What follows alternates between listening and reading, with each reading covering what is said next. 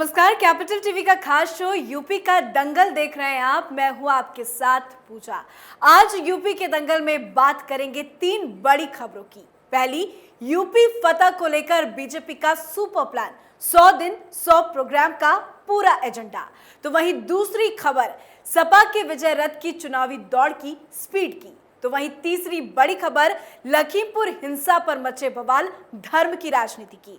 और इस दंगल पर चर्चा के लिए हमारे साथ स्टूडियो में मौजूद हैं कैपिटल टीवी के editor in chief doctor Manish Kumar. Doctor साहब, बहुत बहुत स्वागत है। धन्यवाद। डॉक्टर साहब, 100 दिन 100 प्रोग्राम, क्या कुछ है ये बीजेपी का मेगा प्लान?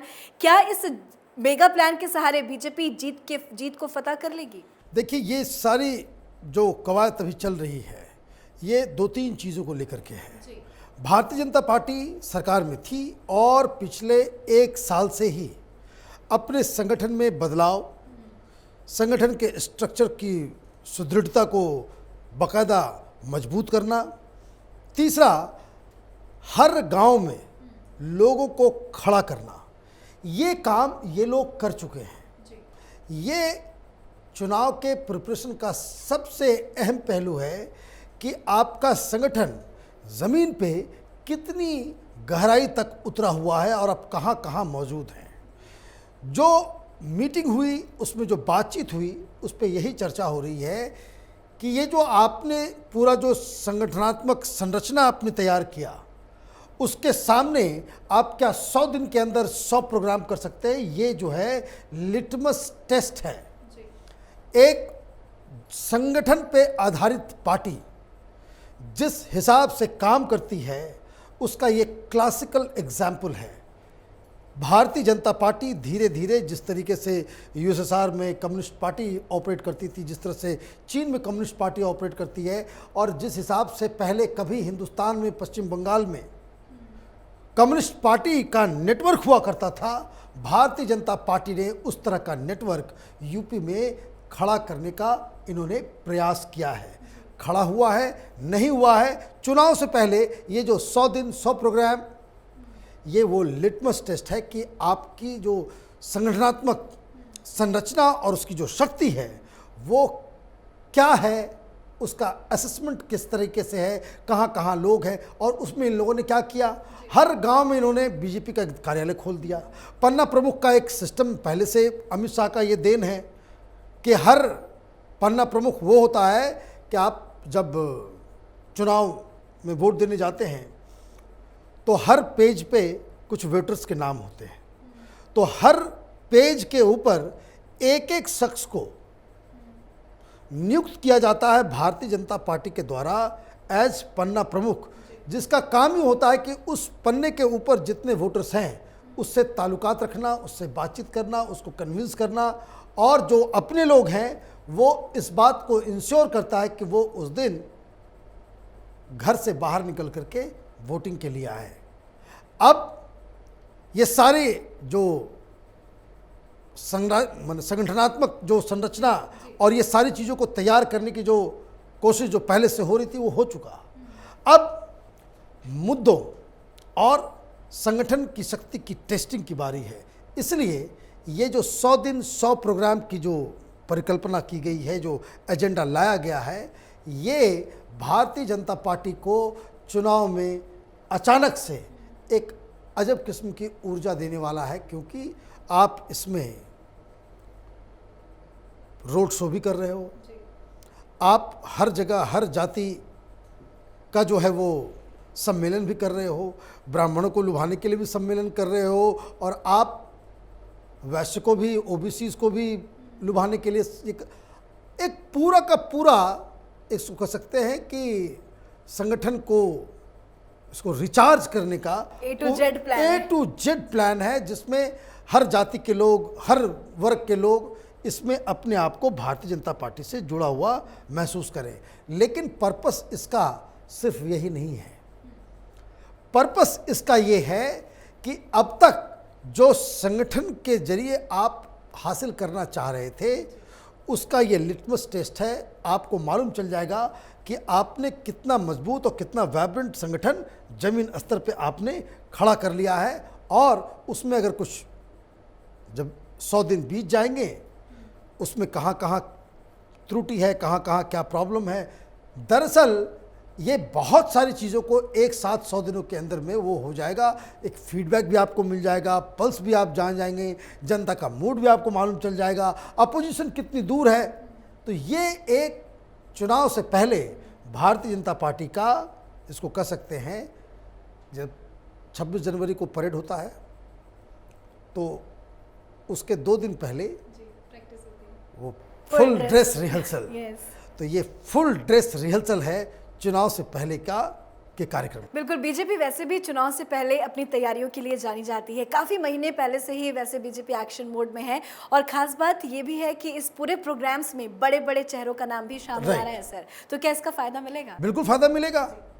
इसमें जो मूल मंत्र इसका जो है, मैं बार बार इस बात को, ये उस जमाने से जब हमने इस शो को स्टार्ट किया था तो कई सारे लोग दिल्ली में लिख रहे थे कि योगी को हटाया जा सकता है, मोदी। इस पूरे चुनाव को योगी आदित्यनाथ लीड कर रहे हैं, उनका ही चेहरा इस्तेमाल किया जाएगा, और बाकी जो केंद्रीय स्तर पे जो बड़े लीडर हैं, प्रधानमंत्री मोदी हैं, अमित शाह हैं, नड्डा जी हैं, राजनाथ सिंह हैं, बहुत बड़े बड़े लीडर्स जो हैं, वो इस पूरे प्रकल्प को एक नई ऊर्जा देने के लिए, उसको एक कैटलिस्ट का काम करने के लिए वो सपोर्टिंग रोल में रहेंगे।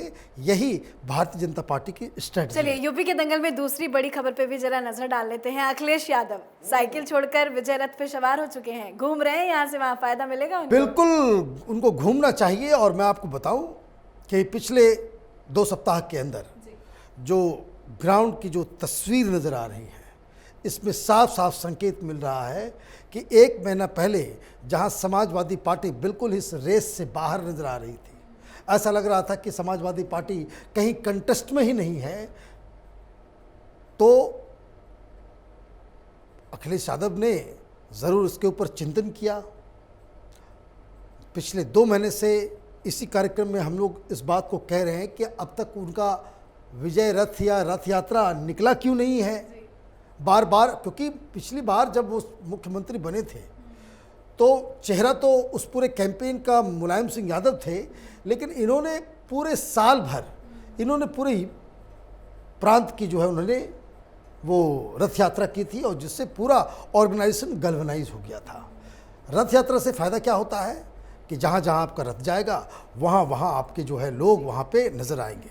अभी हाल में भी कानपुर जोन में वो उनका रथ यात्रा भीड़ नज़र आई, 20-25 हज़ार लोग जो है वो हर जगह वो उनके नज़र आ रहे हैं। ये बात और है कि उसमें टेक्निकल पॉइंट ये भी समझ लीजिए कि 5,000 लोग अखिलेश के साथ ऐसे होते हैं, तो वो रथ यात्रा वो गोरखपुर में भी है या अलीगढ़ में है, वो 5,000 लोग हमेशा साथ में चलते हैं, वो उनके साथ के लोग हैं, ताकि कहीं पे भी ऐसा ना हो कि फुटेज का। लेकिन he is getting a good response. ज़मीन में उनका जो है अब जो है कनेक्शन जो है वो दिख रहा है। थोड़ा लेट है लेकिन कोई बात नहीं। चुनाव कोई भी किसी भी पार्टी के लिए आसान नहीं होता, मेहनत करना पड़ता है। तो समाजवादी पार्टी ने अब अपना, जैसे भारतीय जनता पार्टी ने अपने संगठन को रिवाइव करने के लिए, उसको टेस्ट करने के लिए 100 दिन 100 प्रोग्राम किया है।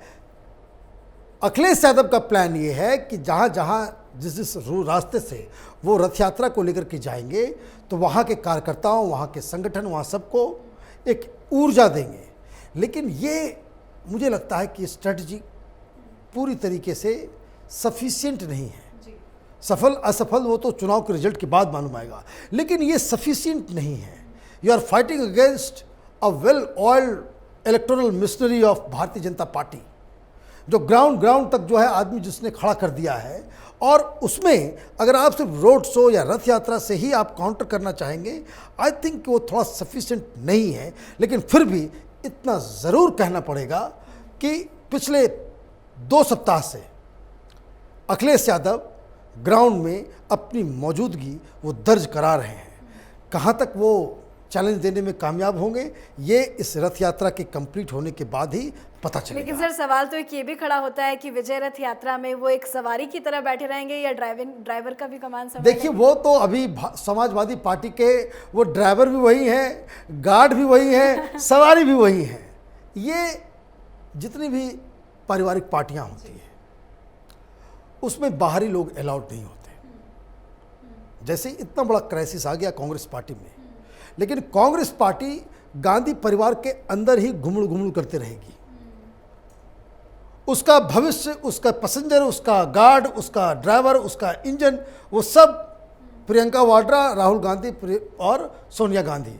अब प्रियंका वाड्रा के 2 बच्चे हैं, तो वो जब बड़े हो जाएंगे तो वो भी उसके हिस्सा हो जाएंगे। ये पारिवारिक पार्टियों की दिक्कत है। तो आपने जो सवाल पूछा, भाई रथ भी इनका, इंजन भी इनकी, सवारी भी इनकी, ड्राइवर भी इनका और सवारी भी खुद ही। उसके ऊपर समाजवादी पार्टी में मुलायम सिंह यादव के परिवार, अब तो अखिलेश यादव के अलावा, उसके इमीडिएट परिवार के अलावा किसी और को उस पर सवार होने दिया जाए, ये इम्पॉसिबल है। और ये हिंदुस्तान की डेमोक्रेसी का एक, सो कह सकते हैं कि बचपन में लोग पढ़ते हैं कि भाई समाज में सामाजिक कुप्रथाएं, तो ये राजनीतिक कुप्रथा है हिंदुस्तान में कि पारिवारिक पार्टियां जो हैं वो कई राज्यों में अभी भी उनका वर्चस्व है। तो वही सब कुछ है समाजवादी पार्टी का मतलब अखिलेश यादव। चलिए सर, अब चुनाव नज़दीक है, पर चुनाव से पहले लखीमपुर की घटना राजनीति में काफ़ी चल रही है, विपक्ष को मुद्दा मिल गया है, अब धर्म की राजनीति भी देखने को मिल रही है, क्या कहेंगे? देखिए, धर्म तो उसी दिन से ये था। ये तमाम अपने आप को सेकुलर कहने वाले लोग, जिन लोगों ने भी जाने अनजाने में इस फर्जी किसान आंदोलन, इस ब्लैक मेलर्स, इन दलालों के आंदोलन के साथ जो लोग भी खड़े हुए, उनके आंखों पे टीन का चश्मा लगा हुआ था कि पूरी दुनिया में ये खालिस्तानी, ये हिंदुस्तान का को तबाह और बर्बाद करने वाले, ये पाकिस्तान के दलाल, ये खालिस्तानी, इन लोगों ने तो ये प्रोपेगेंडा कर रखा था कि भाई सिखों के ऊपर अत्याचार हो रहा है। किसान आंदोलन तो हिंदुस्तान में ये लोग कैमोफ्लेज किए हुए थे। पूरी दुनिया में ये जो 26 जनवरी के दिन हुआ, ये कनाडा से लोग क्यों आ रहे हैं, ऑस्ट्रेलिया से कौन भेज रहा है, वहाँ के गुरुद्वारों से ये खालिस्तानी ऑर्गेनाइजेशंस इतने सुपर एक्टिव थे। आप देखिए टूल, ये ग्रेटा थनबर्ग वाला टूल किट वो किसने लगाया, ये खालिस्तानी थे। ये खालिस्तानी कोई सेकुलर काम करते हैं, ये तो धर्म के आधार पर सारा काम करते ही। वो कहते हैं कि भाई सिख हैं हम, हमको अलग देश चाहिए। तो ये इस तरह की चीज़ें तो पहले से हो रही थी। ये तो मूर्ख हैं हमारे देश के वो नेता जिनको ये चीज़ नज़र नहीं आया कि वहाँ क्या हो रहा है। आप 26 जनवरी के ऊपर आप झंडा लगा रहे हो, धार्मिक झंडा लगाने का जगह है वो।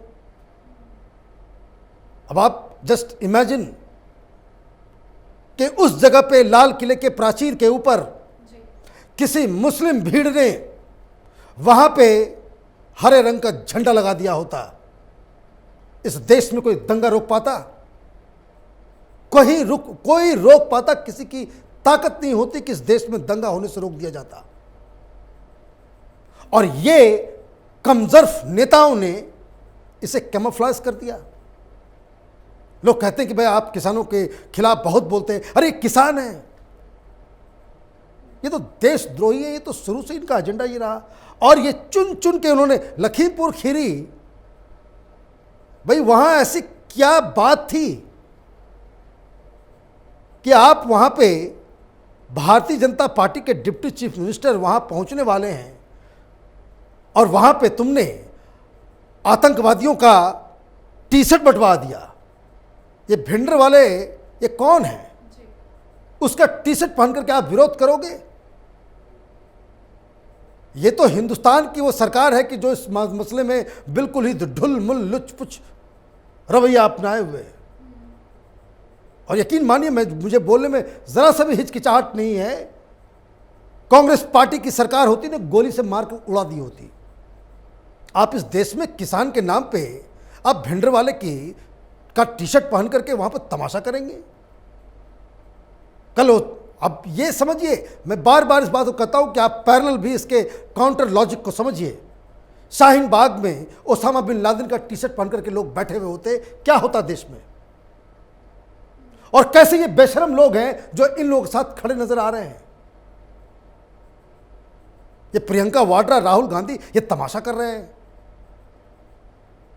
वैसे कहेंगे भाई आतंकवादियों ने हमारी दादी को मार डाला, हमारे परिवार ने सेक्रीफाइस किया। अरे किसके साथ तुम खड़े हो? माने शर्मो हया कुछ है या नहीं है कि सब कुछ जो है आपने गंदे नाली में डाल दिया है। जिस वजह से तुम्हारी दादी की हत्या की गई, असैसिनेशन किया गया, उसका टी शर्ट पहन करके लोग वहां पे लोगों की जान ले रहे हैं, डंडे से पीट पीट के उसको लिंच कर रहे हैं, और तुमको राजनीति नजर आ रही है। तो देश की जनता भी सब कुछ देख रही है। अब खेल क्या हो रहा है? तो तुम चलो डाल डाल, तो हम चले पात पात। आपने कर दिया कि भाई यहां पे सेकुलरिज्म का मसला आपने सिख और हिंदू क्रिएट करने की कोशिश की, तो भारतीय जनता पार्टी भी पीछे क्यों रहे? सब पॉलिटिकल पार्टी तो भाई वो वोट के लिए सारा काम करेगी, उसके अलावा कुछ नहीं करती। तो ये जो समाजवादी पार्टी, ये कांग्रेस पार्टी, ये बीएसपी अभी तक क्या कर रही थी? ब्राह्मण सम्मेलन, है ना? तो ये जो आशीष मिश्रा जेल गया है, इन लोगों ने निकाल दिया है वो ब्राह्मण कार्ड कि देखो ये अखिलेश यादव, ये मायावती, ये राहुल गांधी, ये इन लोगों की वजह से एक बहुत बड़े ब्राह्मण नेता के साथ ये दुर्व्यवहार हो रहा है, उसका बेटा जेल चला गया है। अब करो खेल। होता क्या है, नेता अगर कोल्हू का बैल बन जाए, कोल्हू का बैल का मतलब ये होता है वो एक ही जगह घूमता रहता है, उसको उसकी दृष्टि दूर नहीं जाती है ना? चूंकि वो उसके पास विजन नहीं है, उसके पास समाज को बदलने का कोई प्लान नहीं है, गरीबों के उत्थान के लिए उसके पास कोई विचार नहीं है। आपने कब सुना कि ये यूपी के जो लिलीपुटियन लीडर्स हैं, चाहे वो अखिलेश यादव हो, चाहे वो मायावती हो, राहुल गांधी हो, या प्रियंका वाड्रा हो, पिछले 5 साल में मुझे एक बात बता दीजिए, अपोजिशन लीडर रहते हुए इनके मुंह से आपने कभी कोई ऐसा बयान सुना कि जिससे ये लगता है कि भाई ये आदमी आएगा, गरीबों का उत्थान हो जाएगा? तो दूरदृष्टि जिसको नहीं होती है और पारिवारिक पार्टी आप चलाते हैं, बाय डिफॉल्ट आप अपोजिशन में हैं, तो आप इसी तरह से गटर पॉलिटिक्स करते हैं, धर्म, जाति, ये वो, तो वही चीज़ हो रहा है। तो लखीमपुर के ऊपर तो मैं इस किसान आंदोलन का विरोधी शुरू से रहा हूँ, क्योंकि मैं इस क्लियर कट इस चीज़ को जानता हूँ। बहुत सारे किसान नेताओं से हमारी पर्सनल जान पहचान है, लेकिन मैं शुरू से इन लोगों को जानता हूँ, इनके चरित्र को जानता हूँ, इनके चाल चलन को जानता हूँ कि ये लोग पैसे के लिए देश को भी बेच देंगे। एक किसान और किसान संगठन क्या है, तो वही चीज़ हो रहा है। अब देखिए आगे क्या होता है इसमें। सियासी राजनीति को समझाने के लिए बहुत बहुत शुक्रिया। धन्यवाद। तो चुनाव नजदीक है और इस दंगल की रेस में सब कूद पड़े हैं। यूपी चुनाव 2022 में फतह हासिल करने के लिए बीजेपी ने बड़ा प्लान बनाया है, जिसमें 100 दिनों में 100 प्रोग्राम किए जाएंगे। बड़े चेहरे जी जान लगाकर चुनाव प्रचार करेंगे, तो वहीं कांग्रेस विजय रथ पर सवार होकर सपा की विजय की कामना कर रहे हैं। तो देखने वाली बात होगी किसकी होगी जीत और किसके हाथ लगेगी हार की निराशा। जो जीतेगा प्रदेश, उसी का तो होगा पूरा देश। यूपी चुनाव से जुड़ी हर बड़ी अपडेट के लिए देखते रहिए यूपी का दंगल। नमस्कार। 2 साल पहले शुरू हुई एक मुहिम, मीडिया में एक नया आंदोलन, शपथ झूठ को बेनकाब करने की, संकल्प सच को आप तक पहुंचाने का। और इस क्रांति को मिला आपका साथ। हर दिन हमसे जुड़े लोग, 10,70 करोड़ से ज्यादा दर्शक हमें देख चुके हैं। अब है आपकी बारी। उत्तर प्रदेश में नए आंदोलन की तैयारी। आपका कैपिटल टीवी अब और स्पेशल और fresh. Capital TV Uttar Pradesh.